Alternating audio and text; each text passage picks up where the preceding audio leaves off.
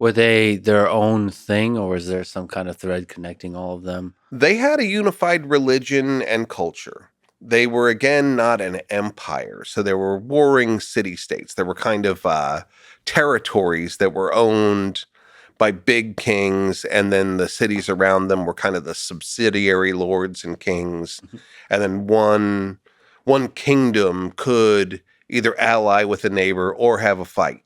Mhm. So they were kind of countries, I think, we could safely say there were different countries within this patchwork that was Eastern United States. And it's so weird that we don't know this, because it was clearly documented by the Spanish. I'm not talking about just archaeology. We find them in archaeology now, but Hernando de Soto landed in Florida and went for 3 years he went up into the Carolinas and over down into Alabama and Louisiana, and he's the first one to see the Mississippi up there. But for 3 years, he went through city after city after city, unfortunately decimating them, eating all their corn, giving them diseases. But, the documentation's clearly there. He met collectively millions of people in a very sophisticated and uniform civilization.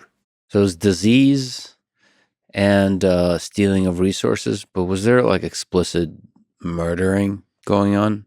Unfortunately, yeah. He was a murderer and a psycho and a liar. He snowed them that he was some kind of deity. Actually learned a trick from the Inca, who he was with Pizarro in his first run, and went back to Spain, was rich, had a wife, a castle. Then he got bored and he decided to have a reign of terror on Northern America for 3 years. But he had people burned at the stake. He had his dogs rip them apart.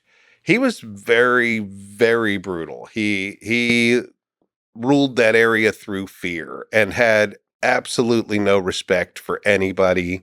He made promises and broke them all the time. He was a brutal man.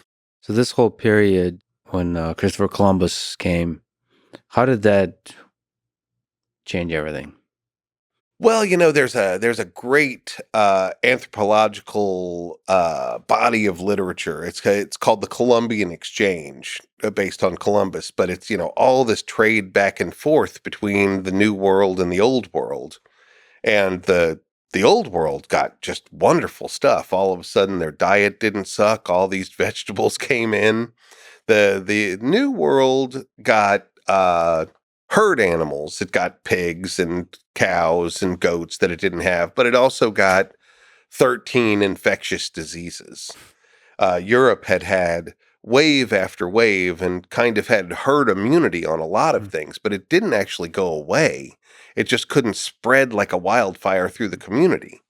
So when they arrived to the Americas, all of a sudden, a pile of horrible diseases hit people. I think in the first 20, 30 years, there were people who had contracted multiple deadly diseases at once and died of them. But the numbers, it's a shameful part of history, and it wasn't something that Europe perpetrated on them. The medical science at that time was still the four humors theory, that people were made of yellow bile, black bile, blood, and phlegm. And we did things like, well, you've got to bleed him. He'll feel better then. So we had no idea what an infectious disease was. But the reality was that this horde of diseases hit everyone. And the numbers are now saying in the first 50 years that 90% of everybody was dead. And that the number of people has increased as well. As far as our estimates, we're thinking it's somewhere around 150 million people. And 90% of them died. And with them, all their knowledge. Imagine the moment where, who dies when things get bad? It's the young and the old. So all the knowledge keepers die suddenly. The children die. This next generation that's half taught and now completely demoralized, thinking that This is a spiritual attack, that their gods hate them, that the only way out of it is to accept this new Christianity. But they don't want to bring kids into this world where everybody's dying. And even if they do, they can't teach them what the old people were going to teach them, because the old people are gone and didn't finish the transmission. So in a single terrible moment in human history, the generation loses all their knowledge. So a lot of the things that these people knew just blipped out.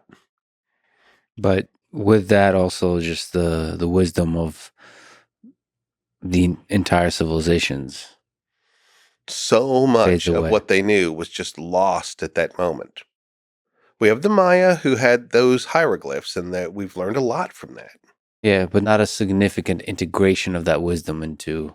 So it wasn't when the Europeans came, it wasn't like the cultures were integrated. It was a story of domination, of erasure, essentially. In North America, there's a new term in the literature that I like. We call it the Mississippian shatter zone. That Mississippian civilization was millions of people, but they got spread out all over the place over the next centuries. And now we have this shatter zone where we have ruins, and the people that were actually from those ruins are somewhere else on a reservation far away. And, I'm just about to talk to a Cherokee man who listened to some of the things I had to say and says, all those Ho-Chunk things you were saying from that Ho-Chunk culture, my grandparents talk about this sort of thing too. Can I talk to you by phone and tell you about these things? So we've got this shatter zone where, we're going to try to put the puzzle back together, especially in terms of Mississippian religion.